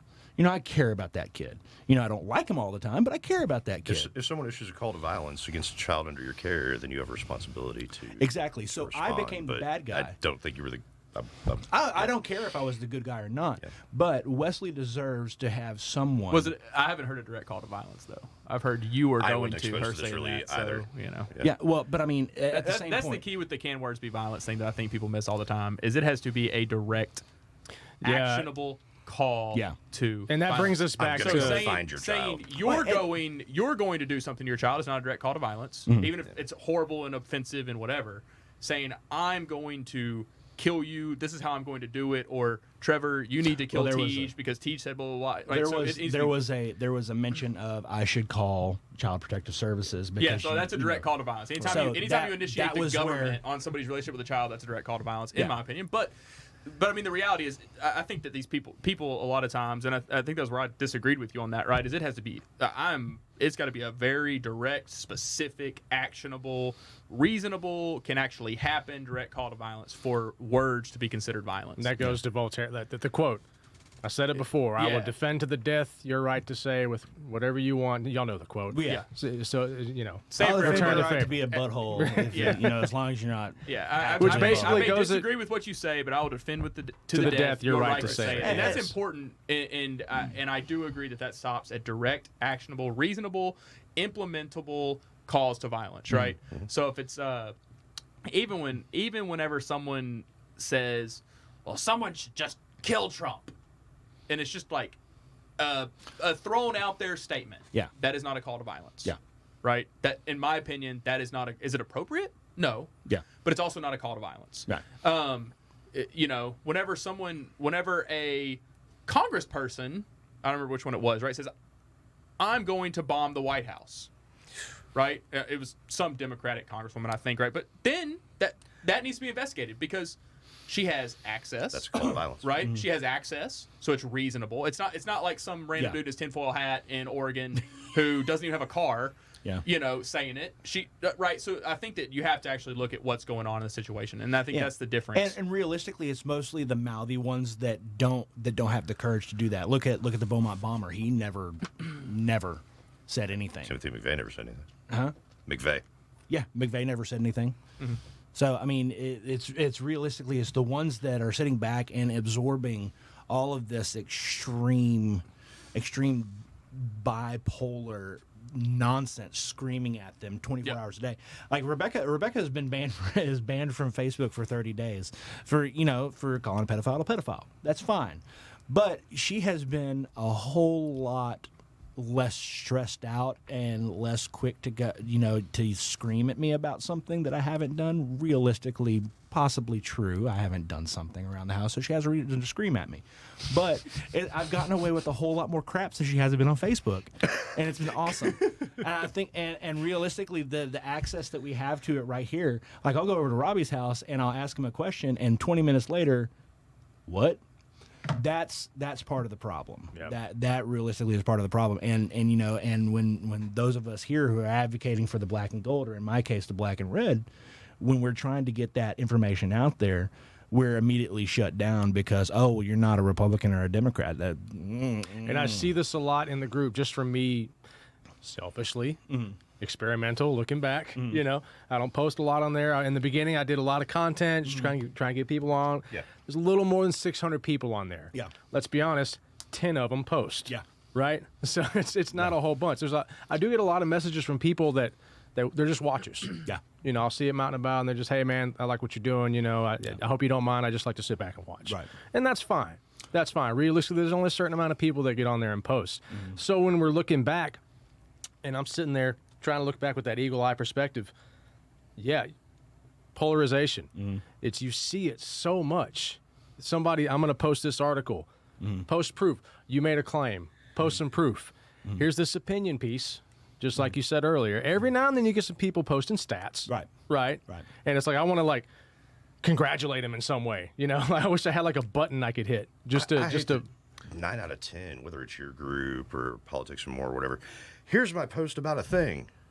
Oh yeah, but X did Y. Yes. What? So I think, But what? Right. But we didn't even address. Right. You know, and at this point, my absolute favorite thing about all these groups, and I think me and Robbie probably experience this more than anyone else in Southeast Texas across all three groups that we've discussed here today, is every Republican accuses me of being a Democrat, and every Democrat accuses me of being a Republican.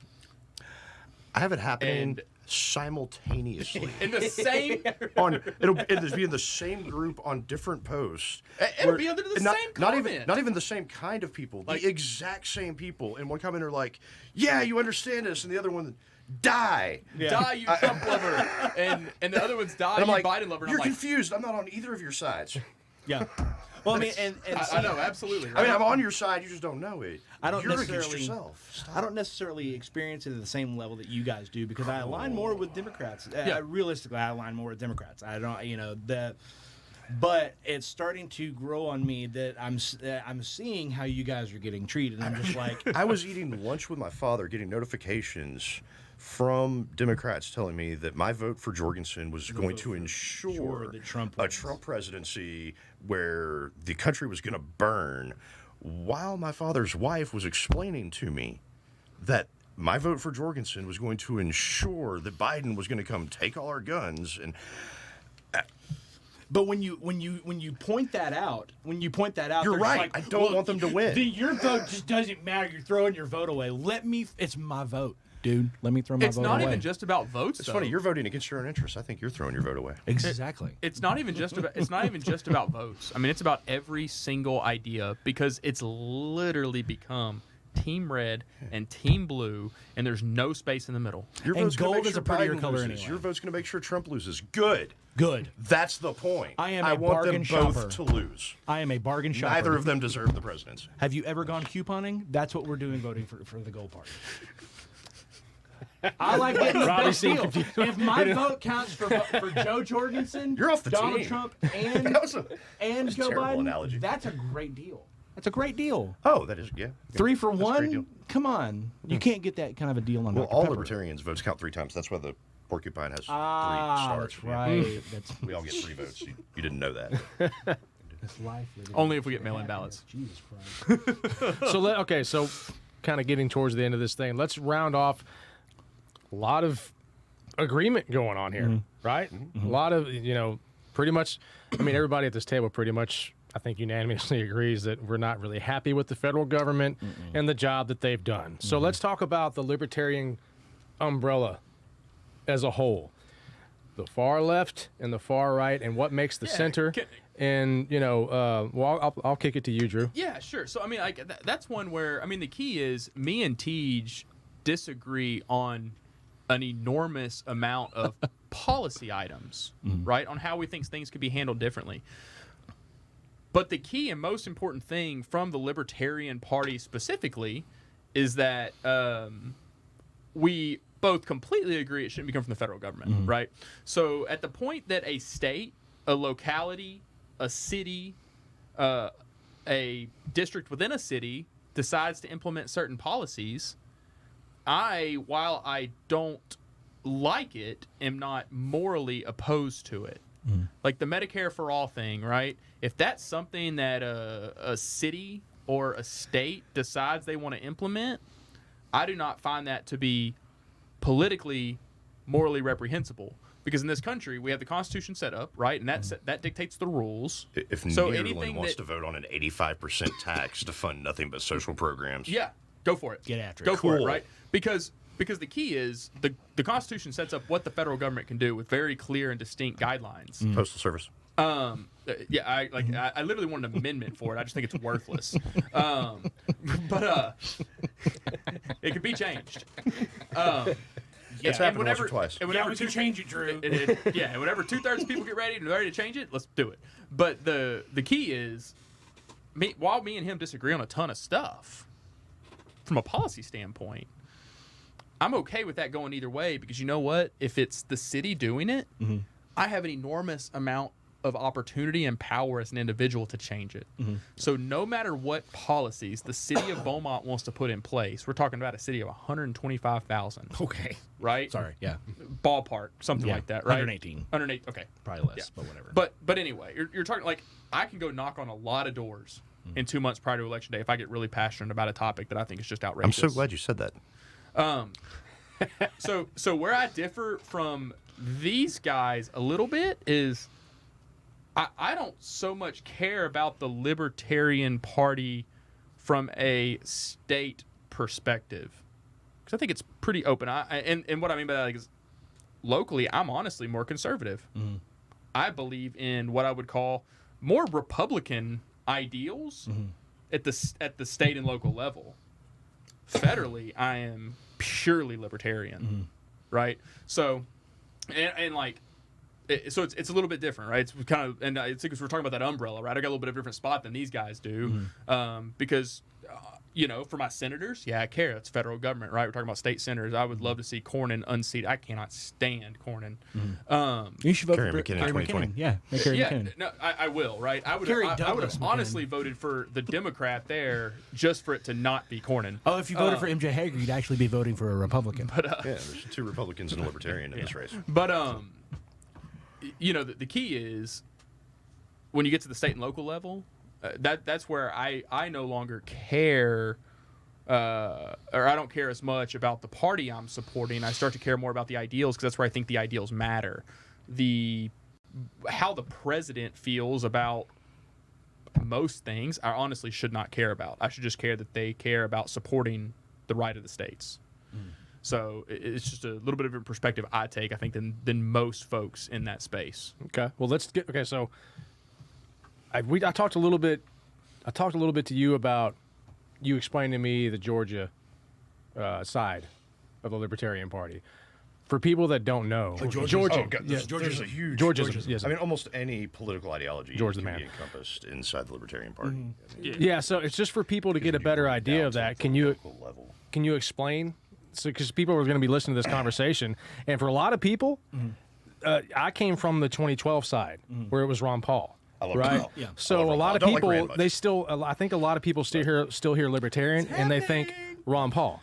Right, so let's get into the differences. Audit So you Fed. said socio-anarcho teach. Is that what you? I depending on the day or the topic, I'm between anarcho-syndicalist and anarcho-socialism, and basically they're not too far.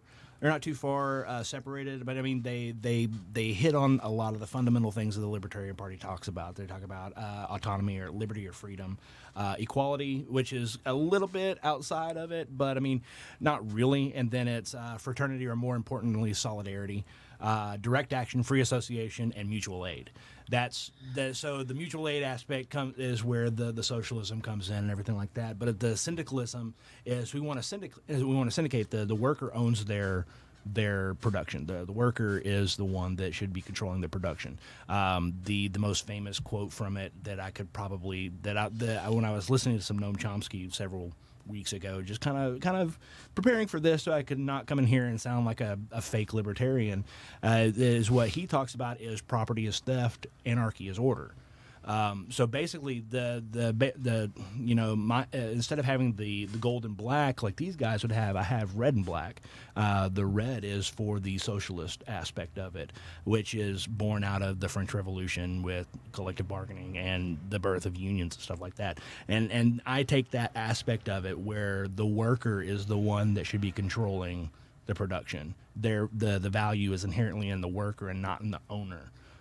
It kind of lines up a little bit with Georgia. And that's where we kind of. So just to clarify, though, because earlier you said so you're more speaking on the local level as you know, the local aspect of it, which I'm going to completely disagree with Drew here.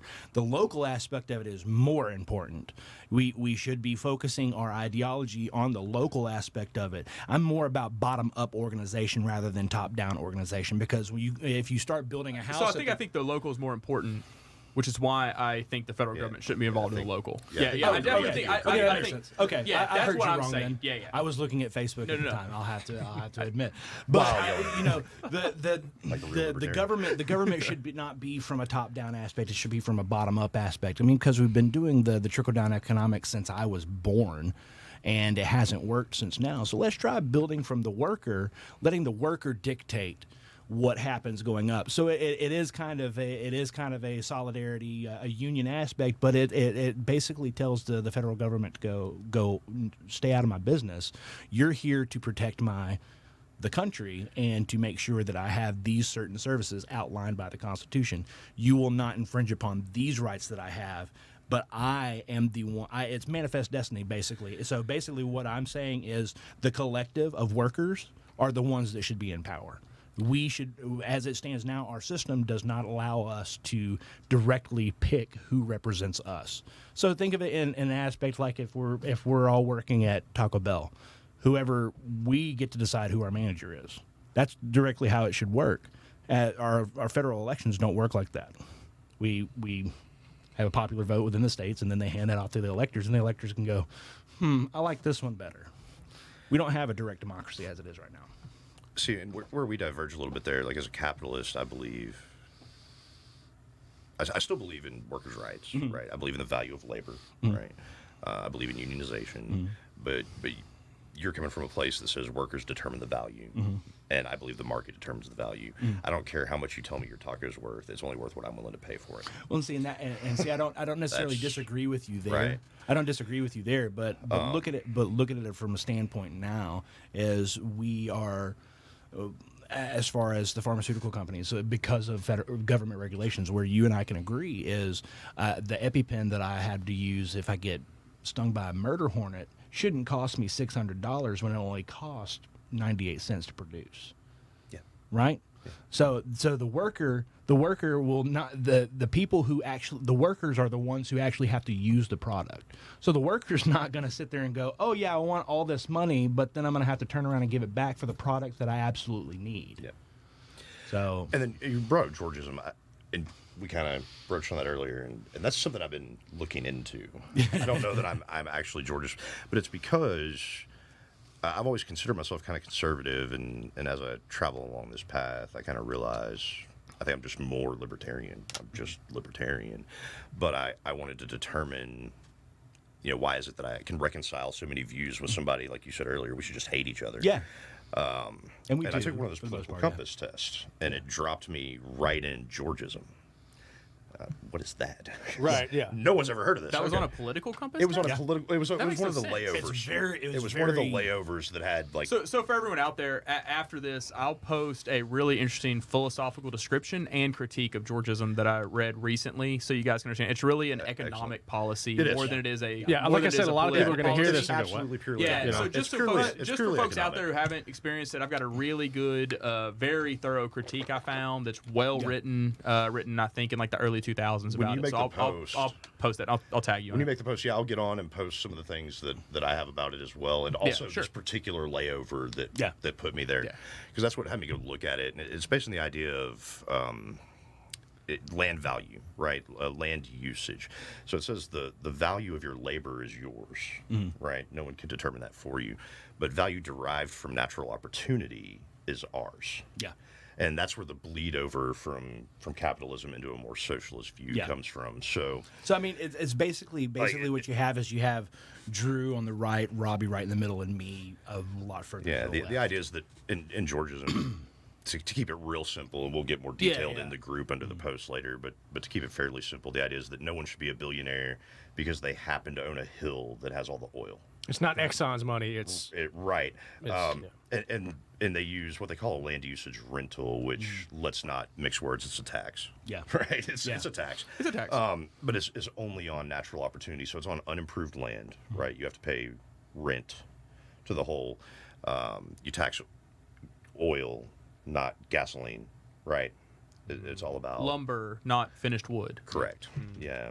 And that those funds are the things that, like the most anti-libertarian sentiment ever, that money has to come from somewhere to run any amount of government. Yeah. If you have no government, it's complete anarchy. But even just the 10 enumerated powers, the Postal Service, I keep throwing that one at that there has to be some funding from somewhere, and that's where the idea is that all of that funding comes only from those natural opportunities.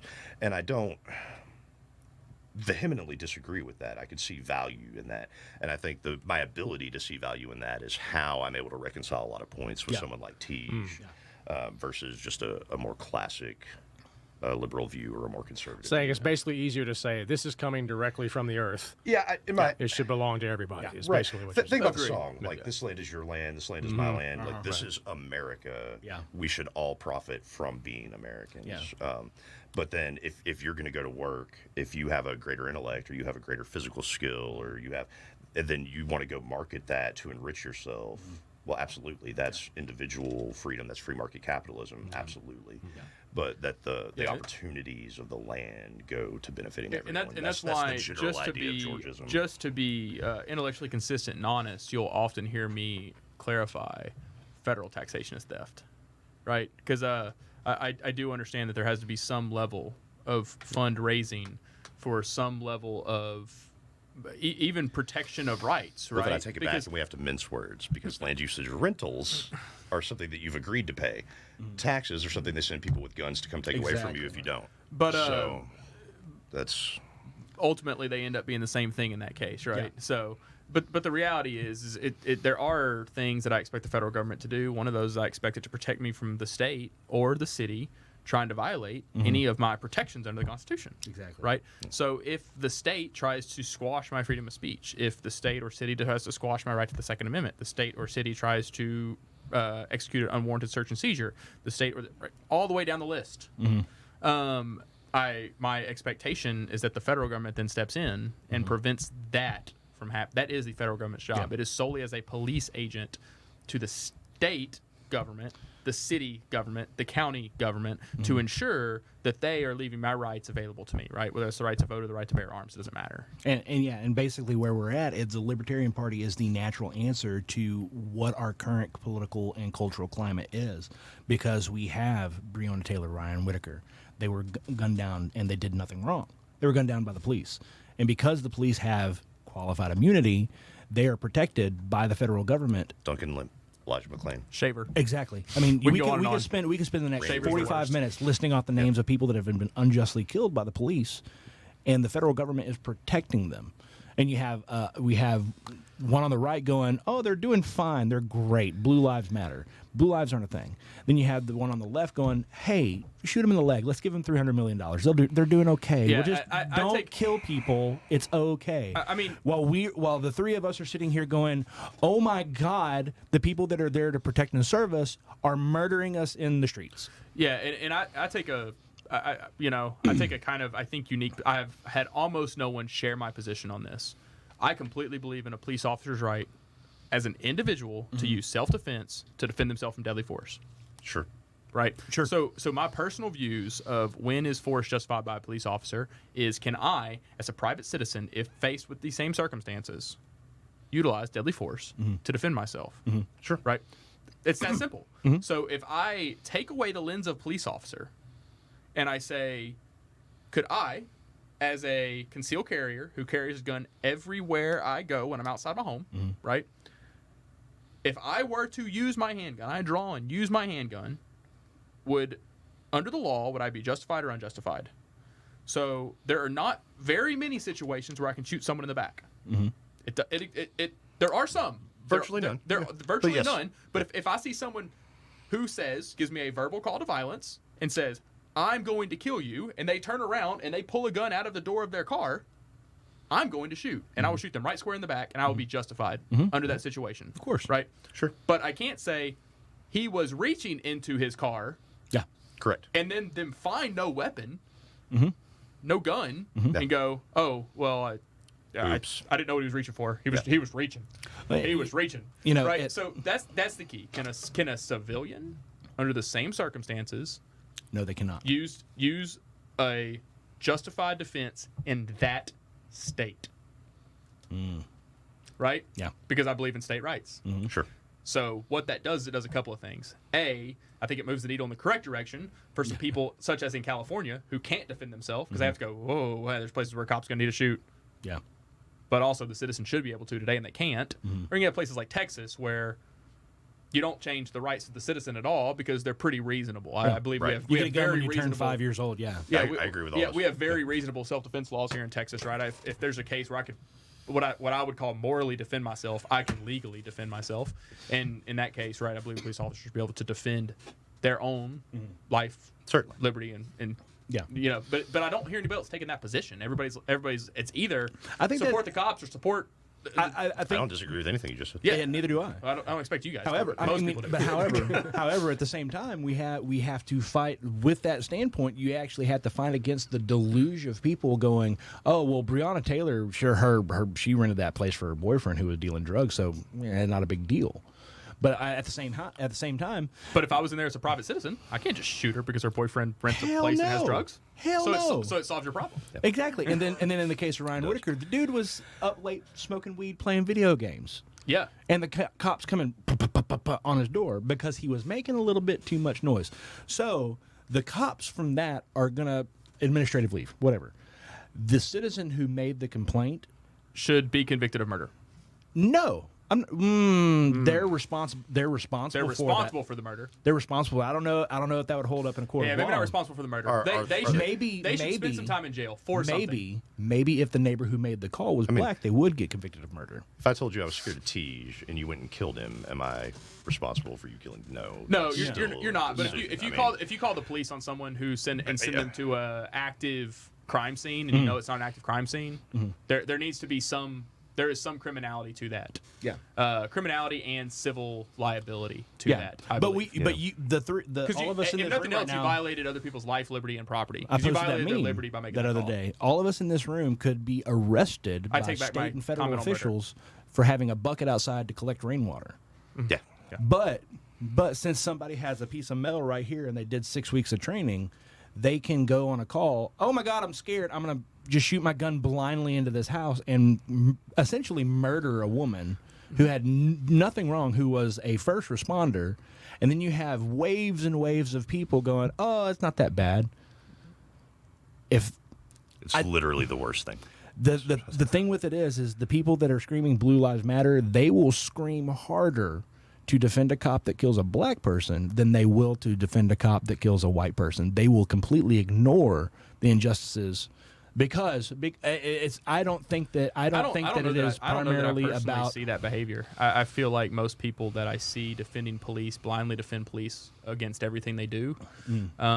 Most people who believe that police are in the wrong blindly believe that police are wrong in everything they do, and then there's a few of us that are in the middle that actually look at it, each case objectively. I'm ACAB, but I'm not ACAB against everybody. You know, the adage is why are we going to blame? Like we've seen, 95% of the BLM protests have been largely peaceful. Yeah. We're going to hold an entire movement responsible for the actions of a few, but we're not going to do the same thing for the police. Yeah, there's so a certain level of hypocrisy on both sides. I don't disagree with that at all, right? And that's where hypocrisy. Yeah, I agree completely. And I think we do see that some, but I think that what's interesting is there's so many nuanced discussions from those people who are actually thinkers, right? Who actually think. They're often very nuanced in their beliefs. Like me, I don't support Black Lives Matter as an organization. I agree that 95% have been completely peaceful. I don't blame BLM for the ones that aren't peaceful. Exactly. I blame the individuals who were not peaceful. Right? So but like, you can't get to that many nuances in today's discussion. No, you can't.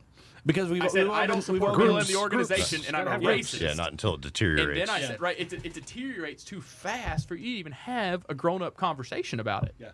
Right? Then that's what's so frustrating to me is anybody who is a mature thinker is going to be very nuanced in their ideas. I'm immediately disqualified. Yes. Shut up. But the problem is, as soon as you try to be nuanced, whichever part you start with, the other side jumps on you before, and they won't even read.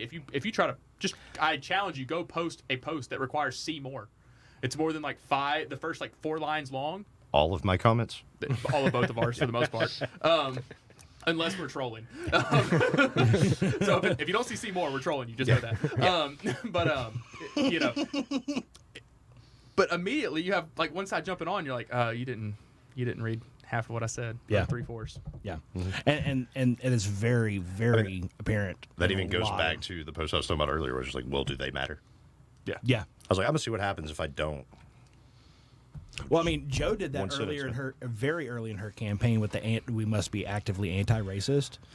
Bro, people were like, "Oh, I'm mad. We have to be anti-racist." I'm too libertarian for you to tell me I can't be racist. How dare you? That was the general response. Oh, dog, this is America. I can't be racist. Wow.